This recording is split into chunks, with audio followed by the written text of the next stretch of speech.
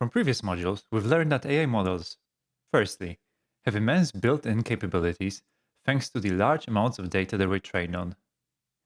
Secondly, these abilities can be elicited using prompts and shaped with chains of thought to produce advanced reasoning skills. And finally, AI models can process a variety of different modalities, like images, video, sensor data, etc. With such advanced capabilities, models can effectively start using tools to aid themselves. By integrating external tools, such as databases, external applications, or specialized software, AI can extend its functionality beyond its built in capacities. For example, an AI model can query a database to fetch up to date information, search the web, run calculations using a code interpreter, or even control physical devices like robots. This ability to interface with external resources allows AI to perform more complex, multi step tasks and tackle challenges that would otherwise exceed its standalone capabilities. That brings us to the concept of agents. When we talk about agents in AI, we mean systems that can act in the environment to achieve a goal, often using a combination of reasoning, tool usage, and visual interpretation. An agent typically has three key components: it observes the world, it makes decisions or plans, and it carries out those plans through actions. In our case, the environment is any digital or physical space that agent can access, whether it's your computer's file system, an online calendar, or even a complex visual interface. So an AI agent might see a cluttered spreadsheet, reorganize it, and generate graphs based on its understanding of the visual data. It could look at screenshots of your desktop, reorganize an error message, and figure out how to fix it by clicking buttons or entering commands. Or it could analyze a photo of a lab experiment, detect key variables, and adjust equipment settings accordingly. With agents, the crucial point is the loop. They sense the state of the world, plan, act on that plan, and then observe the results to refine future decisions. This loop is powerful, but it's also where we have to be careful. Once you allow an AI to take actions in the world, you have to think about guardrails, accuracy, and unintended consequences. So, what are the good use cases for agents? One compelling scenario is automating repetitive tasks that follow clear patterns, such as sorting information, scheduling meetings, or generating reports. By connecting large language and multimodal models to these external tools, you can reduce human effort on mundane tasks and free up time for more creative or strategic work. Agents can draft summaries, cross verify facts, and, if equipped with the right ability to process visual data, extract key information from images or videos. But there absolutely are bad use cases too. An agent can make decisions based on incomplete or biased data, which becomes problematic when the stakes are high, like in finance, healthcare, or law enforcement. In a trading scenario, for example, an agent might spot short term gains but fail to account for long term risks, causing large scale economic consequences. In healthcare, an agent might analyze patient data to recommend treatments but overlook subtle, individual factors that a human doctor would catch.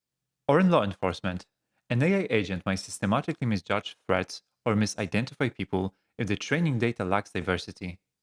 There is also the concern of delegating moral or ethical decisions to a system that can't truly understand them, like deciding which patient gets scarce medical resources or which job application is the most worthy. These scenarios demand more than a single pass of automated reasoning. They require carefully designed oversight, human expertise, and the mechanisms to catch unexpected or emergent behavior.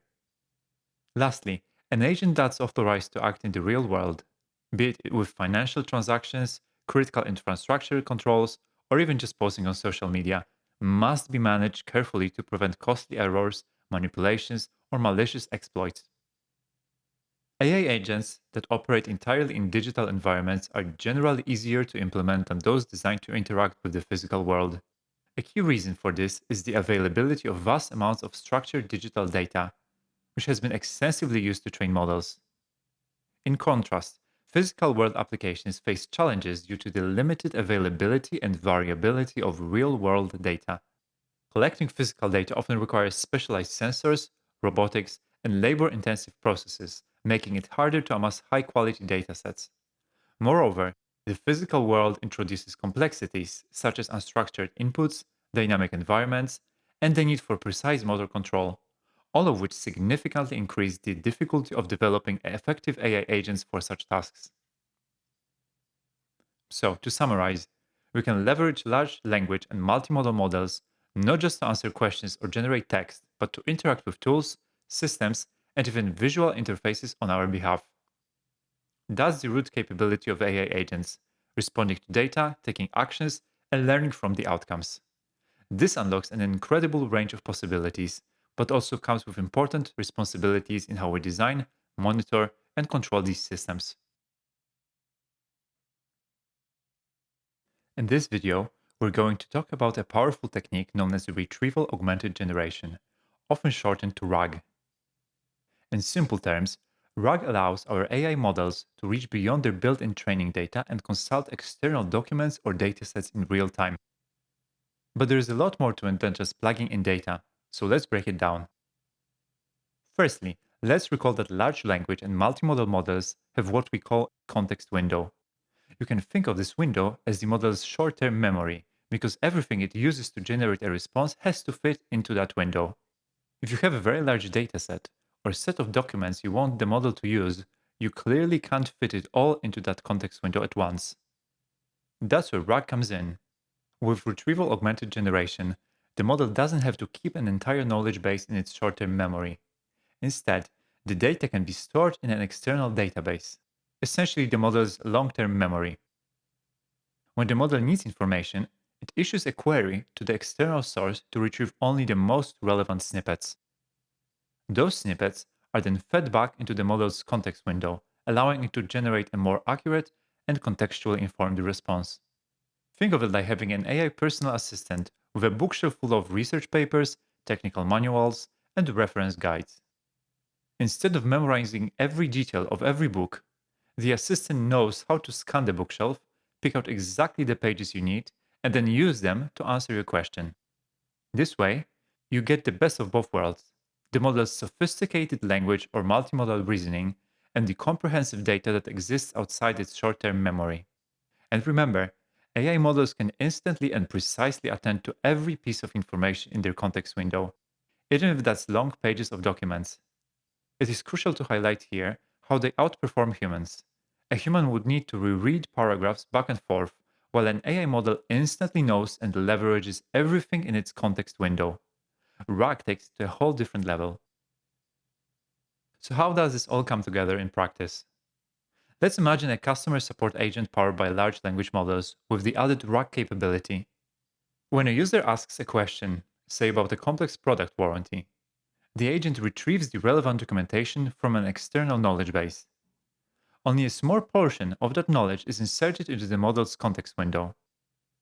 The agent then analyzes it, cross references the user's question, and crafts a precise, factually grounded response. In other words, the agent is no longer limited by the size of its short term memory. It can effectively remember far more than it could if everything had to fit into the context window at once. For an even more advanced scenario, picture an AI agent that uses both reasoning and RAG. Let's say it's helping researchers investigate a series of scientific papers to find correlations between certain medical treatments and patient outcomes. With RAG, the agent can search through thousands of articles, pick up the sections about specific treatments or patients' cohorts, and then feed the most relevant pieces back into the context window. It can then synthesize that knowledge to propose hypotheses, flag important patterns, or suggest next steps in the research. It is almost like a highly trained research assistant that never gets tired. We will be taking a closer look at these scenarios in our next video, where we will break down how RAG can be integrated step by step into a workflow. In the last video, we introduced the idea of Retrieval-Augmented Generation, or RAG. In this video, we will take a closer look at how to use it to build an agent. We'll keep things high level and focus on the major steps so you can see the bigger picture without getting lost in technical jargon. Step 1. Identify the right use cases. Before designing any AI-powered solution, it is necessary to critically assess what challenges need to be solved and why AI is the right tool for the job. While it's tempting to jump straight into building, a solid foundation begins with a thorough exploration of your use case. First, it's essential to think about where the teams or customers struggle the most.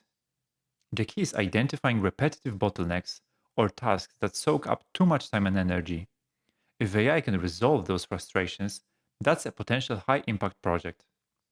We also need to make sure the data we're dealing with is substantial enough to justify using AI. Whether it's large volumes of customer inquiries or intricate technical manuals, RAG makes the most sense when there is a lot of data to sieve through.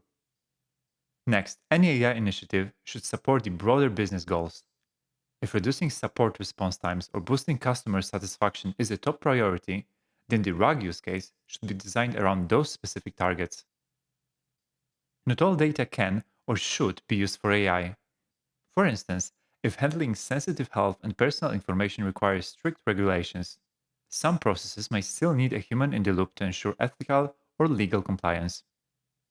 Finally, after narrowing down possible ideas, we focus on one or two that can deliver measurable returns.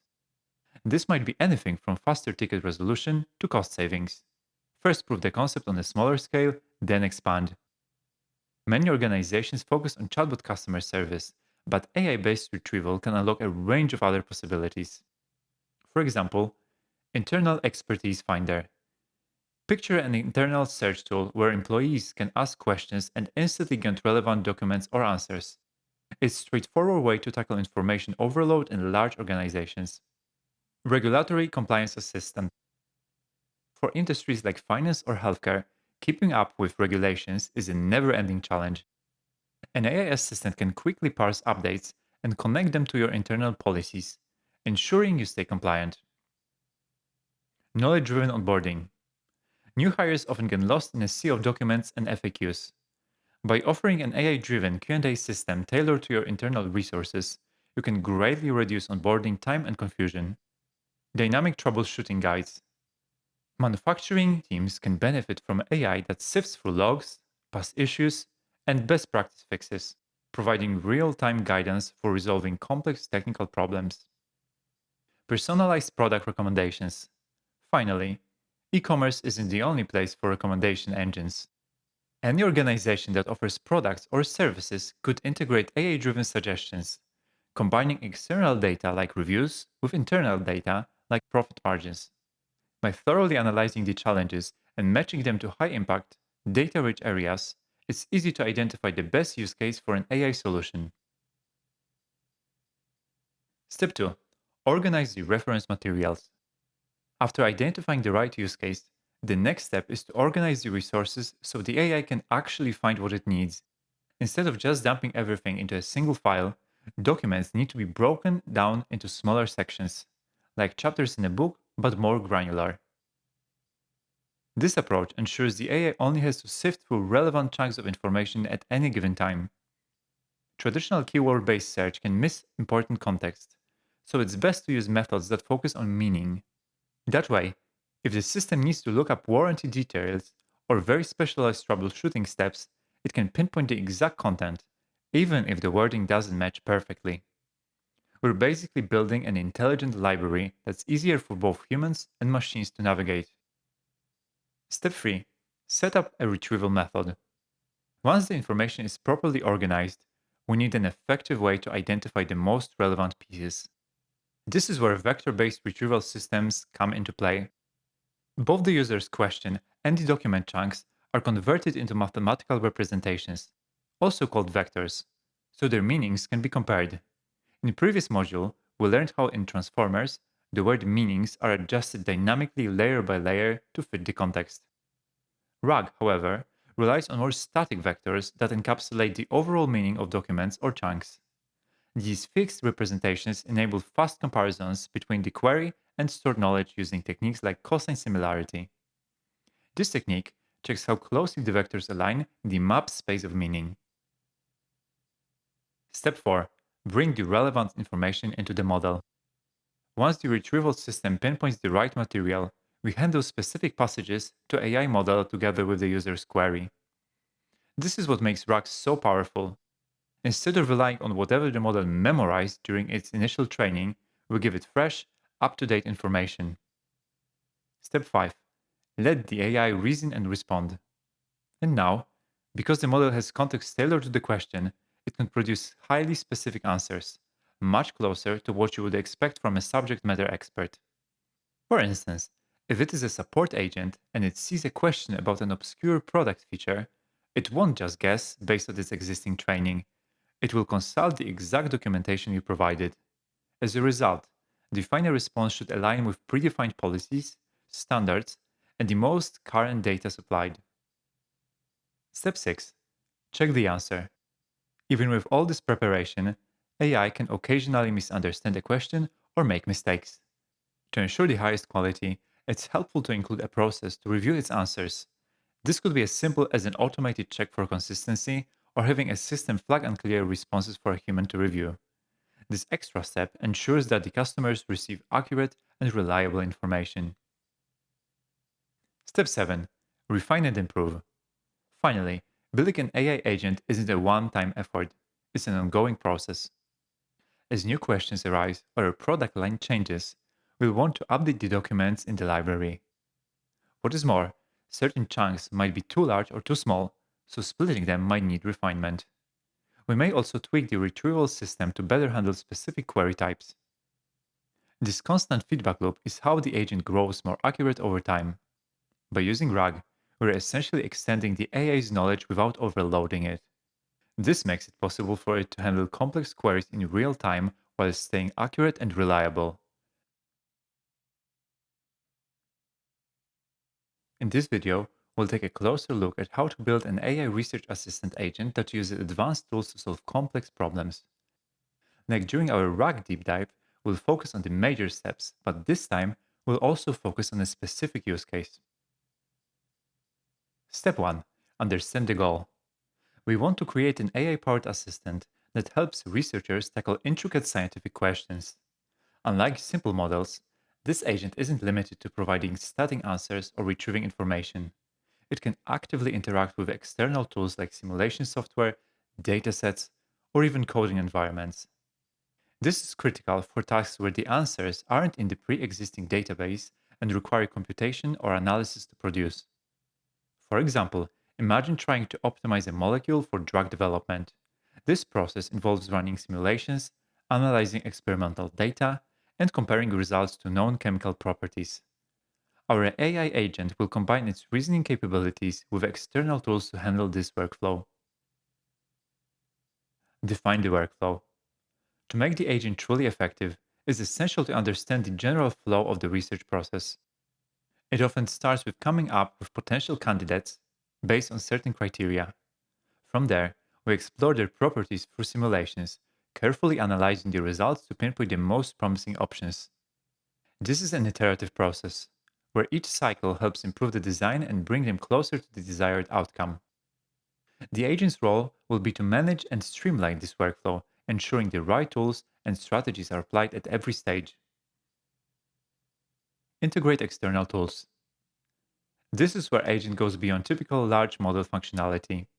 We'll need to connect it to external tools, such as simulation software for predicting molecular interactions, data analysis platforms for processing and visualizing simulation results, and application interfaces or cloud services for accessing real time databases or running large scale computations.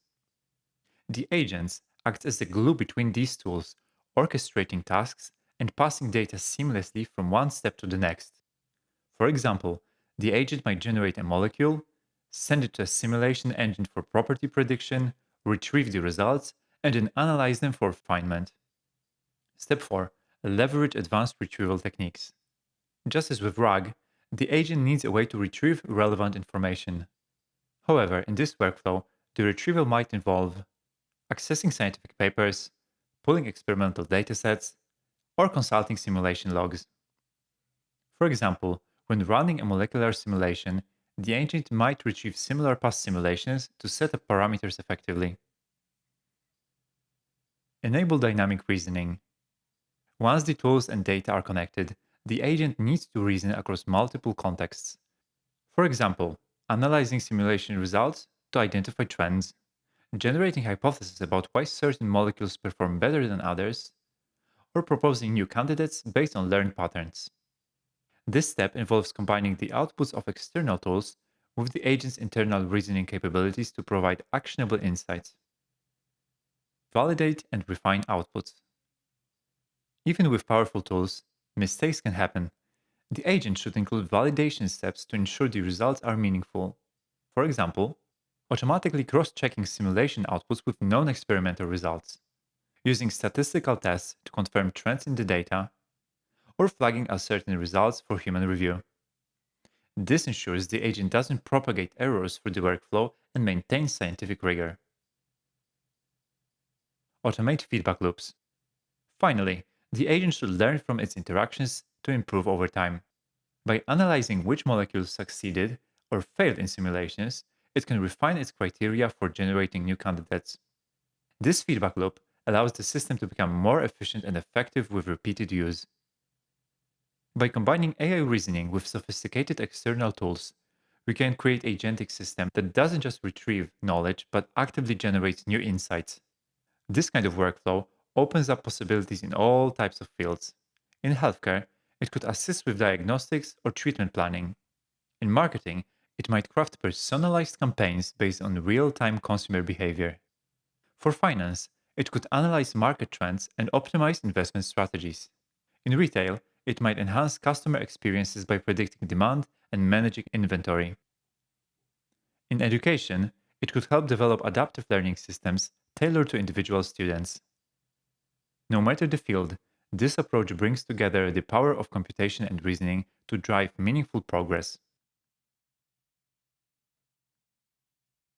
In this video, we're tackling a question that has puzzled researchers, philosophers, and futurists for decades. What does it mean to build an intelligence that rivals and even surpasses our own? First, let's talk about AGI, or Artificial General Intelligence. Defining AGI is notoriously difficult. Some define it as a system that can tackle any intellectual task a human being can.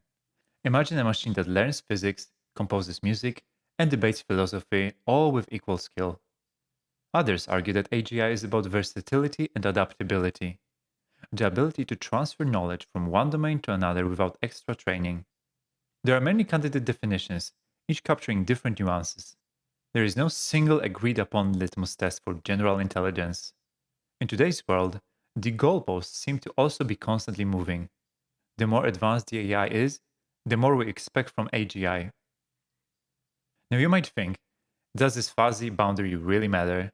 In practice, most organizations care less about whether a system passes every theoretical benchmark and more about whether it can solve real world problems. And, more importantly, whether it can do it cheaply and reliably. Practical use cases, both today and in the future, will very much depend on specific needs of individuals and organizations. There might be no one size fits all solution. AI will also need to fit into existing workflows. Let's move to a topic that often comes up in these discussions: ASI, or artificial superintelligence, which some believe could outperform humans not just in one task, but in virtually every domain. It might design entirely new scientific paradigms, perhaps discovering novel laws of physics or creating breakthroughs in medicine that were unimaginable to us. And yet, paradoxically, it might still fail miserably at certain quintessentially human tasks, like seamlessly navigating the subtle social conversation at a family gathering. Fundamentally, it's because we've adopted a functional approach. We're trying to replicate or exceed the functional outputs of the human brain without necessarily mirroring the entire messy biological and emotional substrate that produces them. Imagine an ASI that writes an award winning math proof by generating more proofs in 1 minute than humanity has generated in all recorded history. And yet, it struggles to interpret a common social cue or read the mood in a room. This dichotomy arises from the fact that our engineering methods focus on specific functions rather than the broad tapestry of human cognition. Ultimately, these possibilities highlight how mind bogglingly fast AI is evolving. So fast, in fact, that making definitive predictions is nearly impossible. But one thing is certain: AI in its myriad forms will be widely adopted because it can deliver tangible benefits. The best thing you can do in this environment is to keep educating yourself. Read about the latest models, experiment with AI tools, and stay curious. Technology won't slow down for us, so our only defense and our best opportunity is to remain informed and agile. Welcome to the final video of this course. First, let me say a heartfelt thank you. Thank you for your trust and for putting in the time, energy, and curiosity to get this far. Also, congratulations on making it to the end. Completing a course like this is no small feat, and it reflects your commitment, curiosity, and willingness to tackle a challenging subject like AI. That's something to be genuinely proud of. This course was designed to take you through the essentials of AI, starting from the foundational concepts of machine learning and deep learning to advanced topics like transformers, prompting, and agent based systems. The hope was to present these ideas in a way that felt intuitive, engaging, and relevant to the rapidly evolving world of AI. Remember, learning AI is a process. It's okay to revisit concepts, ask questions, and even stumble a little along the way. Thank you again for being part of this course. Good luck and keep exploring.